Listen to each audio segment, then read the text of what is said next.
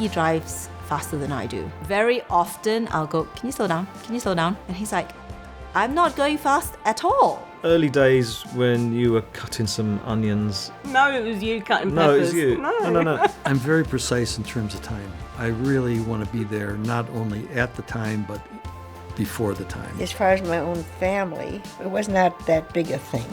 And if you were late, you're late. Timekeeping. With me wanting to be everywhere ahead of time and Michael always running late. My mom, bless her, she was like taking care of all the things that needs to be done, so I wouldn't care about anything. But when we got married, I found a different life. So I need to wash dishes, I need to put my... Hang your clothes. Yeah, or all those simple things. No, it was you. You were cutting it the wrong way, but you were doing peppers and you cut them short ways rather than long ways. Do you know what? I couldn't be in the kitchen after that with him. When we first got married, we went to the grocery store. I start grocery shopping in the exact same way I've always grocery shopped. I'm picking out all the regular food. He'd put back the one I got and take the cheaper one. And I'm like, what are you doing? I like that sauce. He's like, yeah, but this one's on sale. No, but I always cut the long ways. Conflict's still there. Some level of disagreement in marriage is inevitable. It's normal. Every couple will face conflict. And that's because we come into marriage with different backgrounds, different desires, different priorities, different personalities. And conflict is also inevitable because we're all selfish to a greater or lesser degree. Most of us would admit we find it easier to focus on our own desires, our own needs, our own opinions, than on those of our husband or wife. And some couples think that when they hit conflict, it's all over, that they've made the wrong choice of partner. That's partially because the media and popular culture tend to perpetuate the message that if the relationship isn't perfect, if you have disagreements and conflicts, it's the wrong relationship. But that's not true. As couples, we will all disagree. In fact, it's healthy to discuss our differences. It's much better than burying disagreements, suppressing our opinions and views, or denying we have any differences of opinion between us. Conflict doesn't mean we've married the wrong person or that the relationship is doomed to failure. In fact, rather, with the right tools, addressing the conflict can strengthen the relationship. Rather than seeing ourselves as being on opposite sides, actually, in our marriage, we're on the same side, the same team. I don't know if you've ever tried to row a boat with your partner. It was one of the first things Scylla and I did when we met as teenagers on holiday, and we weren't very good at it. The main problem was we were trying to prove to each other who was the better rower. Both of us were pulling our hardest on the oars, but our strokes were different lengths, so we were lurching from side to side. And in addition, we weren't rowing in time, and the oars kept clashing. It was hard work, and the boat didn't make much progress through the water. It was only when we stopped being so competitive and we started matching our strokes and pulling in time with each other that suddenly we had that amazing feeling of getting into a rhythm, and the boat started to glide through the water. In marriage, we have to work through problems together, with both of us asking ourselves, are there ways that I need to change for the sake of our partnership? And with that mindset, we can make a good team and move forwards in harmony. Money causes the most arguments in marriages. Money. No, annoying habits. Probably who's right. The need to be right. The more expectations you have, the more difficult it is. Not filling the dishwasher properly. I think when there's outside influence, for example, in-laws. I'd say secrets. Best way to resolve conflict in marriage. Sit down and talk about it. Is really honesty and just that you guys are for each other. Not to compete, but to solve the problem. Listening with 2 ears, 1 mouth. 2 ears, 1 mouth. Yeah. We discuss like who's gone wrong where, and then we just hug it out at the end. Yeah. What's the word? When you kind of like compromise. We meet up and we fight about it. Then we go on a date. He'll never be able to find a matching pair of socks. That can really escalate into a mind-blowing fight. How did we resolve it, Thomas? All my socks are one color only. We're going to look at 4 principles for working together to resolve conflict effectively. The first principle is remember your partner's positive qualities. Continuing to show our appreciation for what we love and admire about our partner, even while we may disagree passionately about various issues, protects our relationship from descending into nagging and complaining. No marriage can survive a lack of respect, a lack of positive, encouraging words being spoken to each other. So my name is Tolu Dugbemi. I worked in the oil industry in Nigeria, and her cousin's husband was one of my workmates, and we got on really well. He says to me, his wife's cousin, he thinks would be brilliant for me, and I gave in to him and said, all right, fine, I will take her number, give me her number, I will call. And what I thought would be a 2-3 minute conversation turned into a 2-hour conversation. And a month later, I asked her to marry me. Over Skype. Yeah. We had not met. Was... And I said, certainly. Recently, you let me know that you really felt like I wasn't appreciating the things that you did around the house. I think that was hard to hear, because when someone does stuff and you said to them 1,000 times, or not 1,000 times, but quite a few times, oh, I really appreciate what you've done. You don't click that you stopped doing it. I felt so bad. And then just that reminder every time, thank you for doing this, and thank you for putting the kids to bed, or thank you for taking the little one to do a wee in the middle of the night, or just those things that seem really mundane, because it really matters. We can all make our husband or wife feel like the most important person in the world for us, simply through expressing our appreciation for them. And that's the way we build up their confidence and their sense of value. Just like the author Mark Twain once said, I can live for 2 months on a sincere compliment. While most couples, when they're dating, tend to say a lot of positive things to each other, once we've been married for a bit, it is all too easy to focus on those things that irritate us about our partner. And every couple will be able to think of certain things. Let me give you an example of something that irritates me. After a meal, we always wash the pots and pans in a bowl of hot water in the sink. And if Scylla has washed up last thing at night, she has this annoying habit of leaving the dirty water in the bowl. Now, I'm always the first to come downstairs in the morning to make Scylla a cup of tea.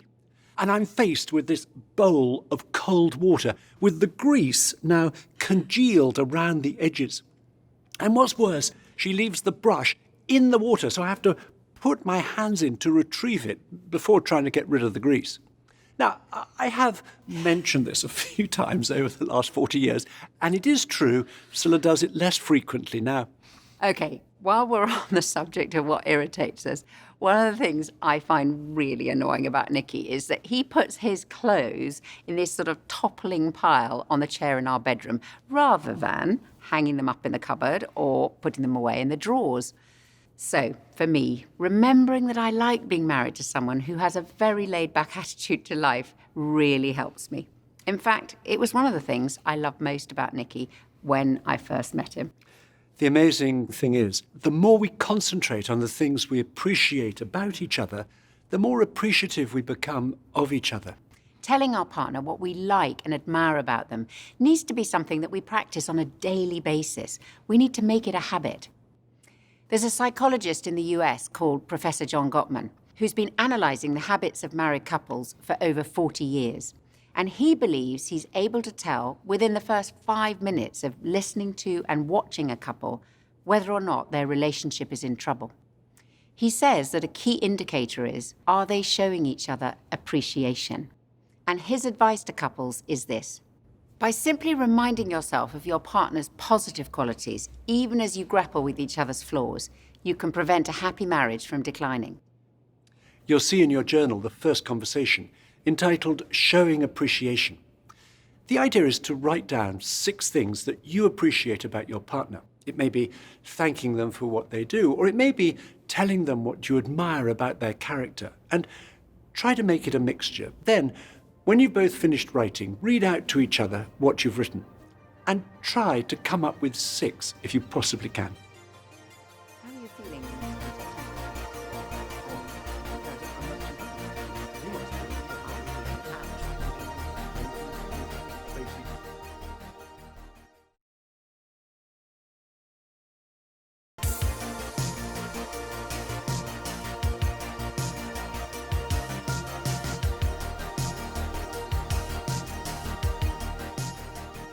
That's one of the best conversations to look back at once in a while when you finish the course.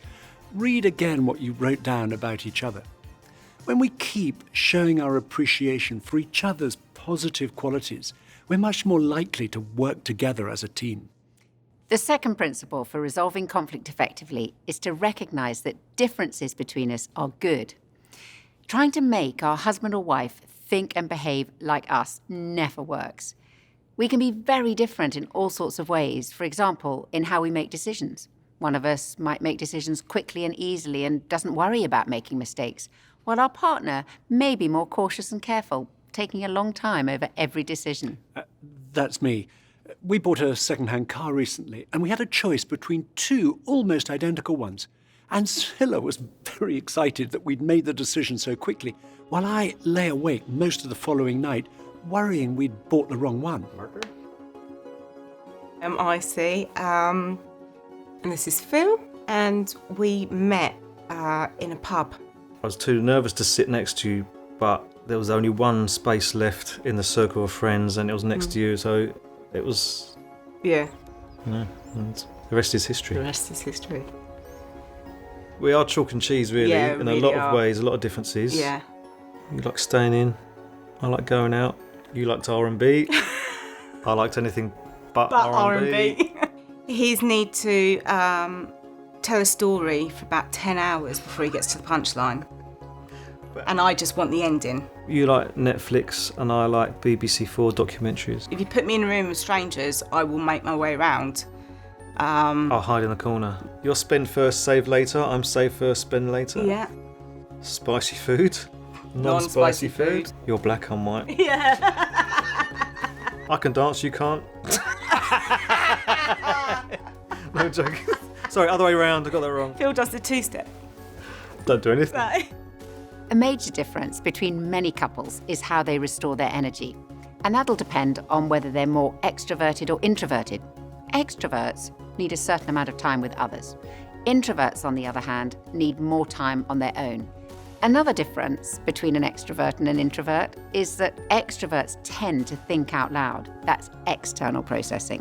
While introverts, on the whole, like to sort out their thoughts first and then speak. That's internal processing.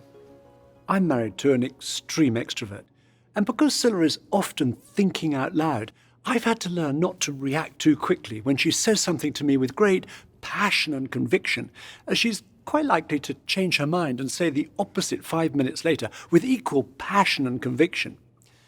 As an introvert, I like to work out what I think before speaking. So if we have a difficult decision, I'll typically go away by myself to think it through, and then I'll tell Scilla what I think. At which point, I tell Nikki, that is not a discussion. That is just your conclusion.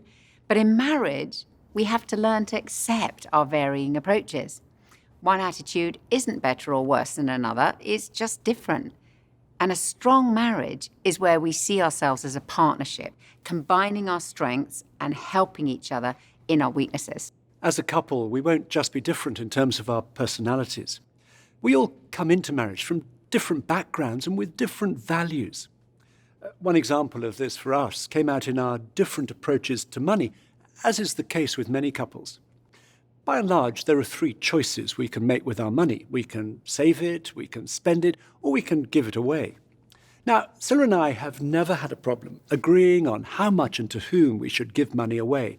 But with the other two options, we are poles apart. I suppose I describe myself as a natural saver. Whereas I am much more of a natural spender. Now, I don't want you to get the wrong idea. That doesn't mean I'm a compulsive shopper. Actually, I don't enjoy shopping any more than Nikki does. It's just that I find it easier to spend money than Nikki does. In fact, much easier. And that led to a lot of conflict in the early years of our marriage, with me feeling quite resentful and Scilla feeling rather guilty. And we both thought that I was better with money than Scilla. And then one day we had a really big argument, and I suddenly realized I'm not better with money than Scilla. Rather, we're better at different things with money. Nikki is much better at managing money than me. And Scilla is much better at using it. And many years on, I think we've learned how we complement each other. Scilla certainly helped me not to be overcautious and to use money a lot more freely. To give you an example, For their weekly pocket money, our children used to have 1 penny for each year of their age. 6pence, that's about 6 cents when they were 6, 8pence when they were 8, and so on. Then, one year when we were in the car returning from our summer holiday, our daughter Kirsty, who was aged 12 at the time, said to me, "Daddy, all my friends get more pocket money than I do." Well, I was about to explain to her that with pocket money, it's not the amount that matters. Rather, it's to give her an opportunity to practice handling money. But while I was still thinking out my response, Scylla joined in the conversation, not on what I thought was our side, but on our daughter's, saying she thought it was absolutely ridiculous how little they got. And by the time we got home, our children's pocket money had increased by 1,000%. Well, with the benefit of hindsight, 12 pence was never going to teach our daughter a whole lot about handling money sensibly. So, yes, Scylla helps me to be a lot freer with money. And Nicky has definitely taught me how to keep account and not to overspend. In fact, he taught me how to budget. I grew up in a family where I didn't learn anything about budgeting. So if I was running short of money, I just used to bury my head in the sand. I didn't want to think about it. And I'd often go into overdraft. The difference now is that we talk about it. And I've got much better at planning ahead and keeping account. Understanding each other's strengths and weaknesses around money helps us work much better as a team. And if you've never done a budget, you'll find some notes on how to go about it in your journal. And that will help you, as it did us massively, to make a plan and work together. We're all different. We're all a sum total of our upbringing, of our experience, of our life. And when you come together, it's very, very possible that you could have completely diametric differences about how you deal and think about money. And the truth is, that's really okay. The thing is to understand that somehow you have to learn to live with some of the differences, but also have a togetherness around where it affects each of you. So you need to have an overall budget as a couple. You need to decide, what is your spending going to be? What are your priorities with your money? What do you have to spend and what do you want to spend? What would you like to have and what do you have to have? From that building block of a budget spins a wonderful, confident, together decision process upon which you are in control of your money. So what should you do if you really are under significant financial pressure? I think the first thing for me to say to you is, you're not alone. This happens to millions of people around the world. The most important thing is to realize, is it for a season? Or is it a long-term, significant, lifelong problem? If it's a season, is there something you can do significantly to get yourself out of the financial difficulties? Or can you weather the storm? Do you have family or friends who can help you weather the storm if it is a seasonal thing? If it's not a seasonal thing, do you need to make some radical, significant decisions about your finances, about what you need to do? And I would always suggest, if you find yourself in these situations, whilst it's important that you as a couple work through it, you must not do it alone. Find someone who specialises in financial difficulties. Go and speak to someone who you trust, who can give you the proper advice. Don't just make a decision based on your own thinking. And one of the most beautiful things about being able to manage money well as a couple is that the things that you will learn about each other, those skills and the communication that you will have to develop as you talk about money, will spin out into many other areas of your life, as I can testify. The next conversation is called Recognizing Your Differences. So first of all, against the list of issues, each of you put your own and your partner's initials where you think you each come on the line between the two extremes. And you'll see the examples for Nicky and myself. Regarding money, I'm more towards the spending end of the spectrum, while Nicky is much closer to the saving end. And on punctuality, Scylla likes to leave lots of time to catch a train or a plane, whereas I prefer to cut it fine, as I think getting there any earlier than we strictly need to feels like a complete waste of time to me. As you're filling in your own responses, don't look at what your husband or wife has put until you've both finished. Then discuss how in at least one area you complement each other and how you can operate effectively in that area as a team.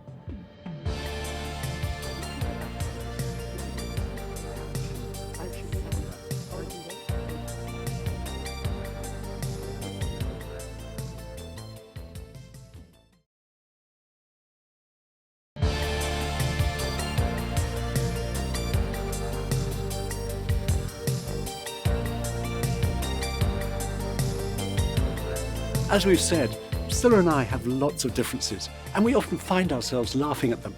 Take the way we speak. While I try to use a minimum of words to get my point across, Scylla will use as many words as possible and often exaggerates wildly. And I tease her a lot about that, such as when she tells me she's bought 1 million tons of groceries. Humour is such an important part of a healthy marriage. It functions rather like the oil in a car. Without it, the engine will seize up. The third principle for handling conflict effectively is look for an us solution. People approach conflict differently. Some try to force their partner to do things their way. They go on the attack. Other people surrender. They may be frightened of disagreements. They want to hide, run away, or do anything to avoid confrontation. Still, other people bargain. They say, I'll do this if you do that. But that all too easily becomes, I won't do my bit because you haven't done your bit. And none of these approaches builds closeness or is effective in resolving conflict. However, there's a way that is effective, and that's through seeking a solution together. It means seeing that really we're on the same side and working together on the issue causing the conflict as a team. And sometimes that means delaying the discussion on a particular issue.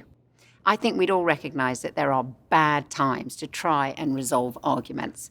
And at those times, we have to press an imaginary pause button and wait for a better moment. When conflict arises, I'm a fixer and I want to fix it straight away. I can't go to bed with it unresolved. Or I had to learn that you were someone that had to collect your thoughts. Process it. I had to learn that people deal with disagreement in different ways. I wouldn't always pick my timing well. I think we had to learn to we need to sit down and talk about some of these things. And also to know to put a pause on some things. Let's talk about this when we actually have the time and the space and we're not around other people. Great time to bring it up whilst other people are around. No, like... Because she just can't have a go at you. Definitely not good if it's late at night and we're hungry. Oh, dude. I mean, that's usually what starts conflict. Both of us will be like, are you hungry? He knows that he's gonna bring it to me right before going to bed or 11 p.m. He will fall asleep in 3 seconds, whereas for me it's like 3 hours later and bad sleeping and then waking up or like grumpy. To me, the night is just getting started at 9 p.m. Like that's where you enter into your most serious conversations. It would be 2 in the morning and we're arguing, probably because I was so tired. His whole family functions that way. He doesn't function very well at night. He'd be sitting in front of the TV watching football. Yes. We've got to talk about it now, and he refuses, and so I stomp off to bed feeling even angrier. It's getting heated. It's about 10 o'clock and we're often, I think, have said we can't talk about this now. And then we book in a time to talk about it, and it's really freeing to go, I love you, but let's deal with this later. There are a number of bad times to argue, such as arguing in front of other people, as in the saying, don't air your dirty laundry in public, or just before a special occasion when emotions are heightened, or when we're in a rush, or when we've just walked in through the door at the end of a busy day. But the number one worst time to argue for most couples is late at night. And that's because when we're tired, we can so easily get things out of perspective. In the early months of our marriage, our most futile arguments were always last thing at night. And then very helpfully, some friends who'd got married 2 weeks before us told us about what they called the 10 o'clock rule. They explained that if they were having an argument late in the evening, either one of them could call the 10 o'clock rule into play. And that meant the argument had to be paused and postponed until a better time, perhaps earlier the next evening or over a cup of coffee at the weekend. And that was such a help for us, and we've often used the 10 o'clock rule over the years. Now, of course, waiting for a better time takes self-discipline. But learning self-discipline plays an important part in resolving conflict more effectively, and it has certainly been a big part for me. I am naturally more volatile than Nikki. I like to get things out into the open as soon as possible, and I find waiting for a better time really difficult. But I've come to realise that the disagreement doesn't always have to be resolved there and then, and I've learned that sometimes it isn't helpful to tell Nikki everything I feel straight away, and especially not late at night. Using the 10 o'clock rule doesn't mean going to bed still angry with each other. The issue may not be resolved, but if either or both of us are aware we've said some unkind things, we need to apologise and forgive each other.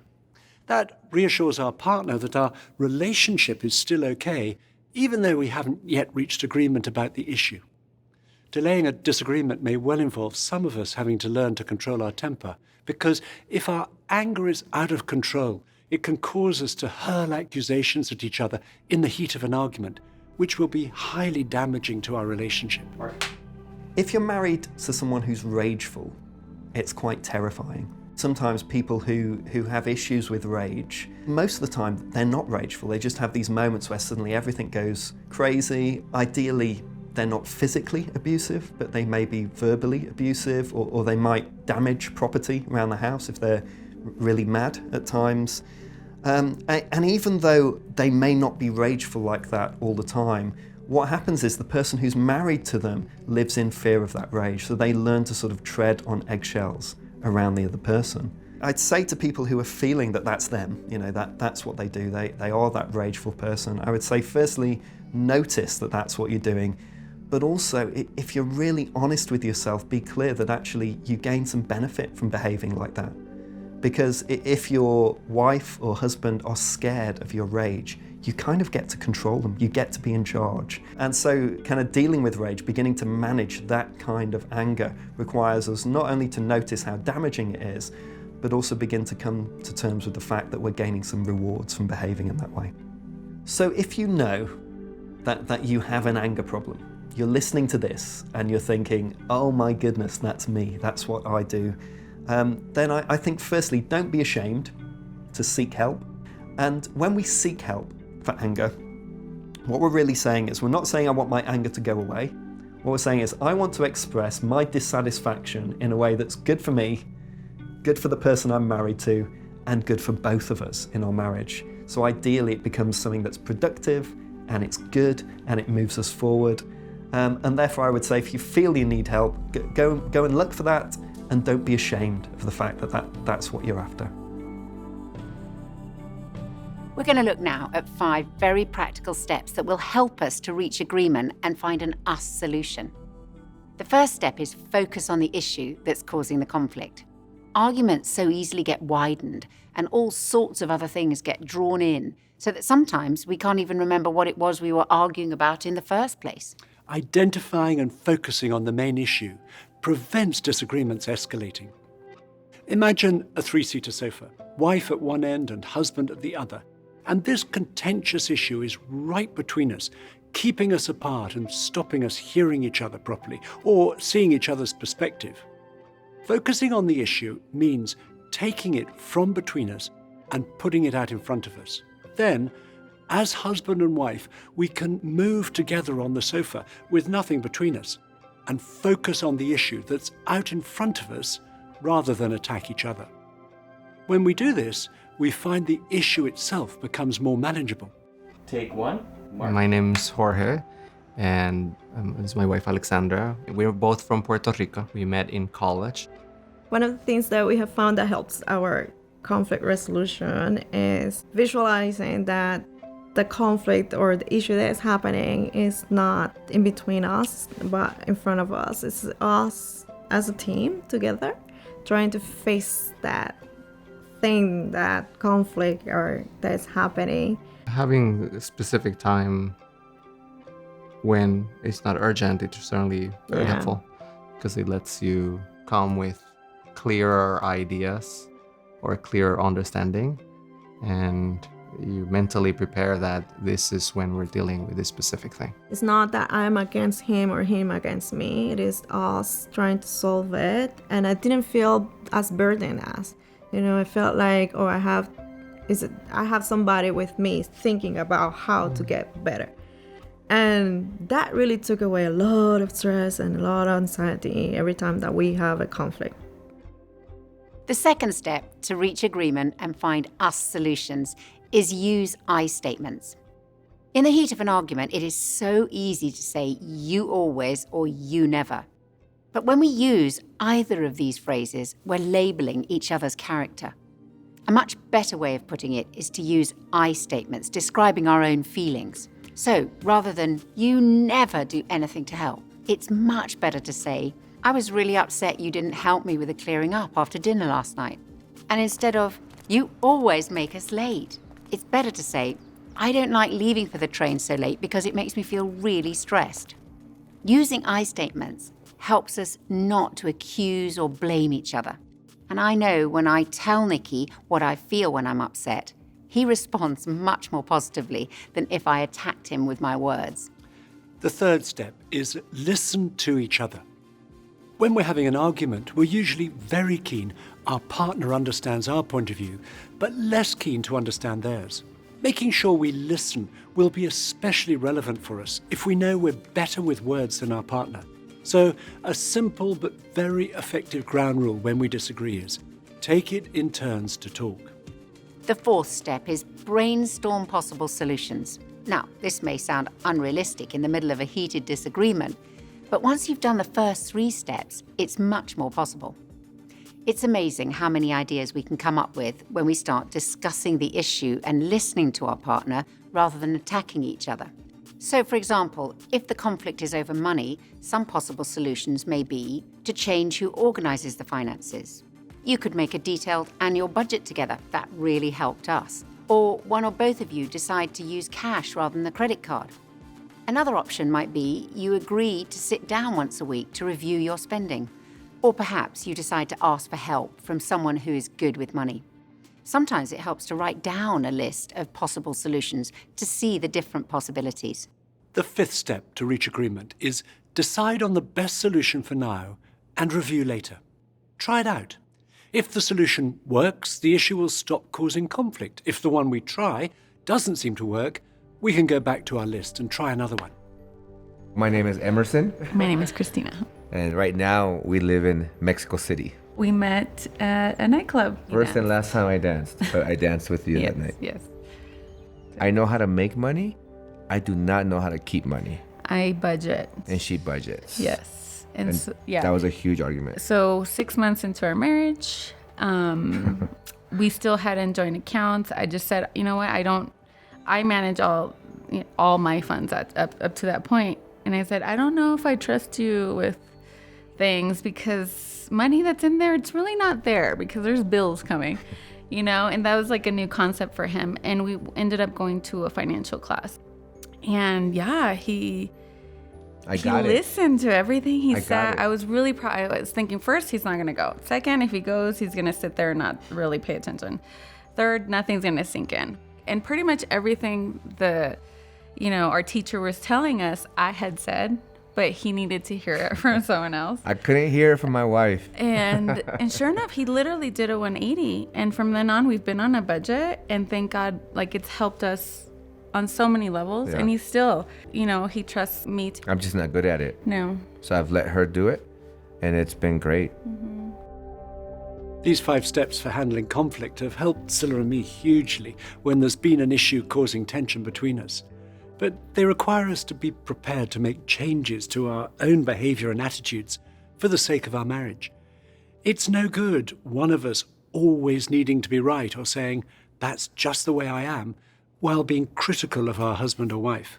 The Bible quotes Jesus saying, why do you look at the speck of sawdust in someone else's eye and pay no attention to the plank in your own eye? First, take the plank out of your own eye, and then you'll see clearly to remove the speck from the other person's eye. At the end of the day, the only person we can change in our marriage is ourselves. My name is Maki. And I'm Princey. We've been married for 8 years plus now, and blessed with 2 lovely daughters. Ours was an arranged marriage. It was a bit of discovery on either sides. Because in the first 3 years, things didn't go really good between us, and there was a lot of difference of opinions, different backgrounds that we come from. I was always pushing her away while she was trying to come close towards me. And there was so much of grudge, so much of judgment, so much of the male chauvinism, thinking I was better and she wasn't. Inside my heart, I used to think that what can I do to make him love me? Somehow I want to win his love. I kept putting her down, letting her, hurting her, and I knew she was crying and I knew she was hurting. Eventually, it just didn't go well with her. She just broke down in the car. I couldn't bear this.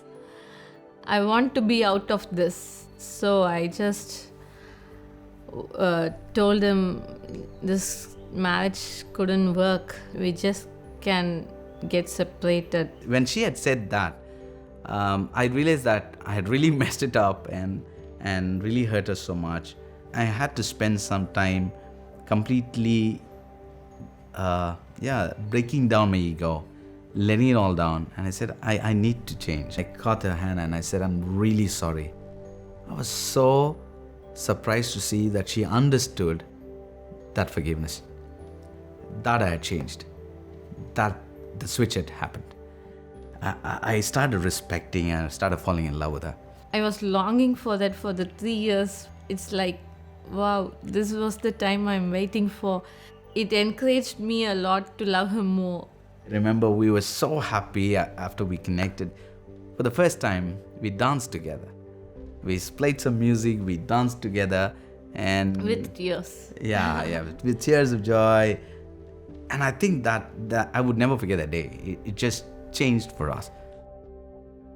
Sometimes couples break up because they think they're incompatible. That's so sad. We're not incompatible unless we refuse to change, unless we refuse to adjust our behaviour for the sake of our marriage.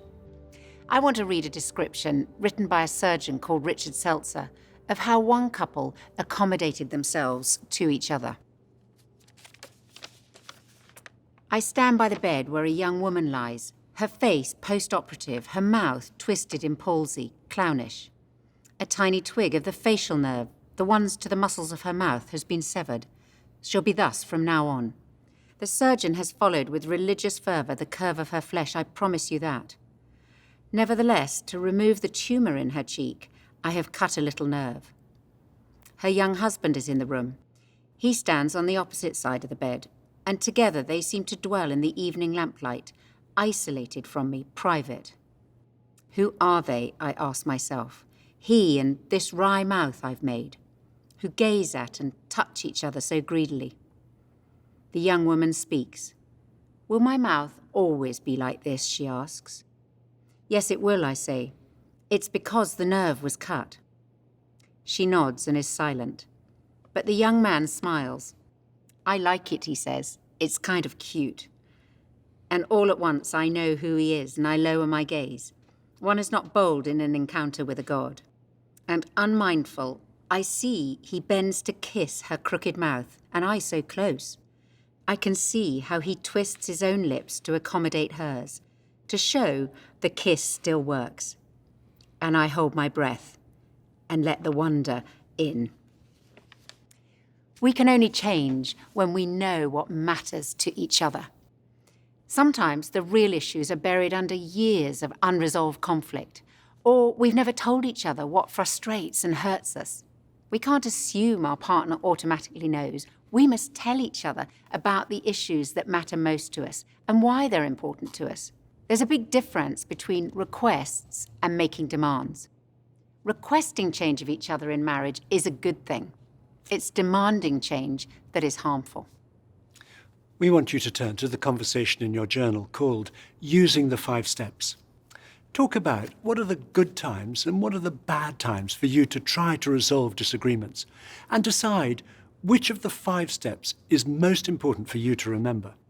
Then each choose one issue that has caused or could potentially cause conflict in your relationship. Address one issue at a time and use the 5 steps to look for solutions.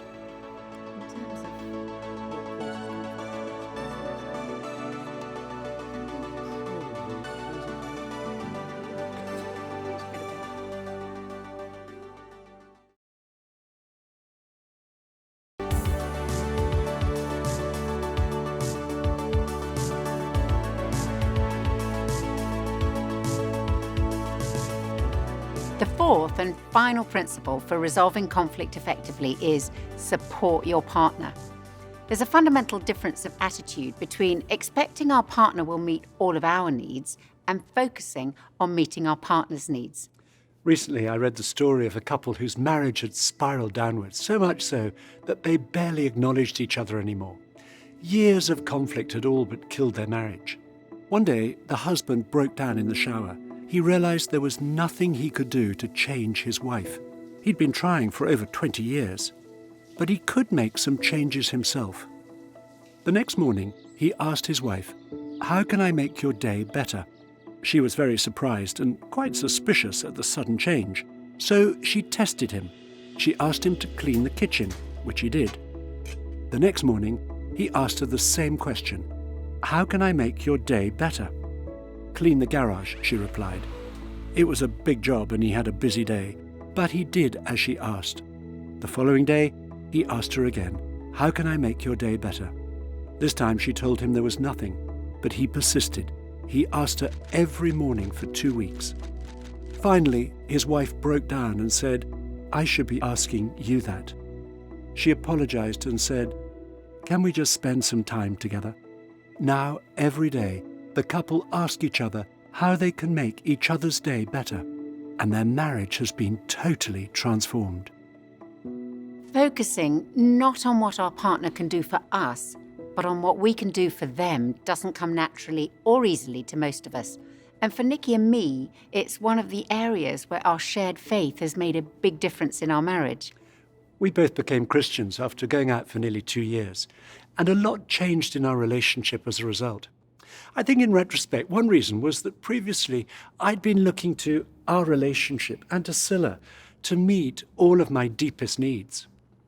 As I started looking to God for those needs to be met, it brought about a big change in our relationship. When, as husband and wife, we each look first to God to meet our need for unconditional love, we find a sense of significance, security, and self-esteem. And as Scylla and I experienced those needs being fulfilled in a personal relationship with God, we found we were able to focus more easily on meeting each other's needs. When I went through experience, I had cancer.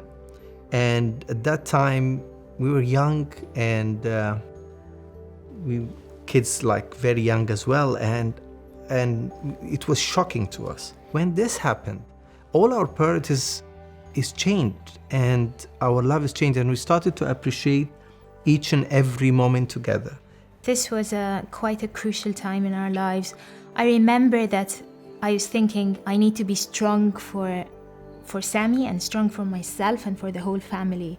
And I need to keep him focused on faith and hope and not give him a chance to be scared. Yeah, even. which you did. I wouldn't have went out from it without you.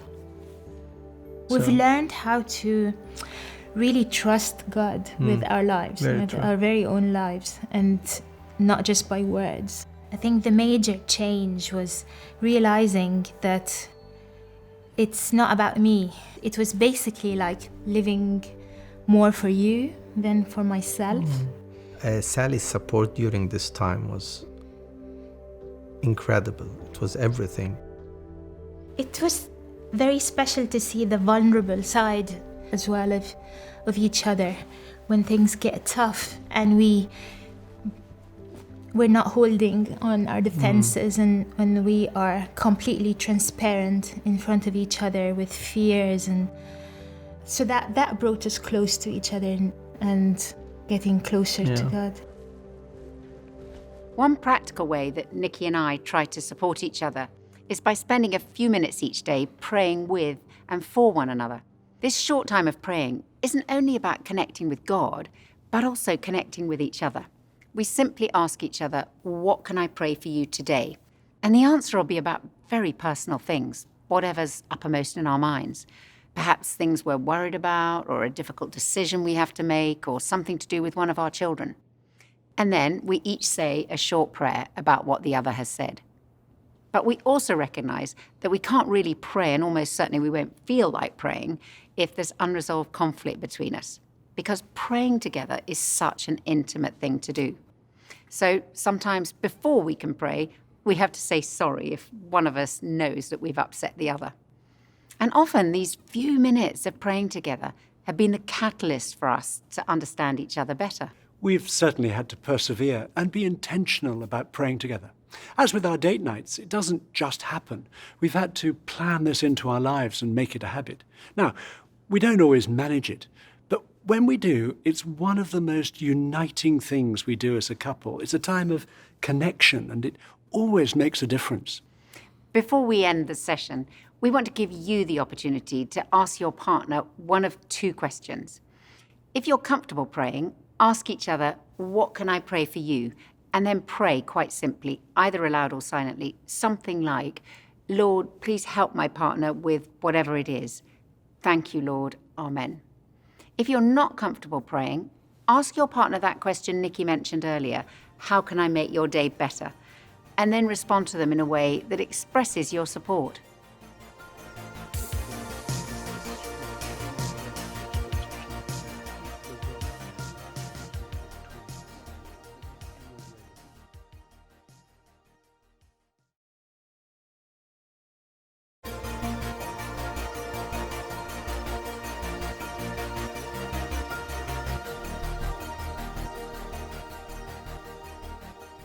We'd like to finish this session with a prayer, so please stay as you are. Thank you, Lord, that you are our strength in good and in difficult times. We ask that you'd help us where differences cause conflict between us and to work out solutions together.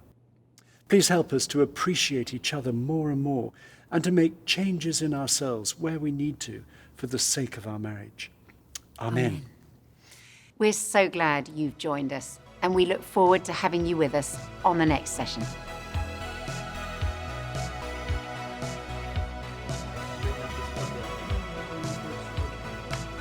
I'm a girl who wants... The thunder. I still do the bins. Oh, turn it in. I knew that was going to come up. Put the bins out. Yeah, I just wanted to say that. I think it went a little. Your turn. Marriage is a little crazy. Yeah, it is crazy. This might get me into trouble. Yeah, don't do but it. No, I'm going to do it. I'm going to do it. I'm going to no, because it's fun. Maybe not. Yeah. My feet are really sweating. We didn't need to know that.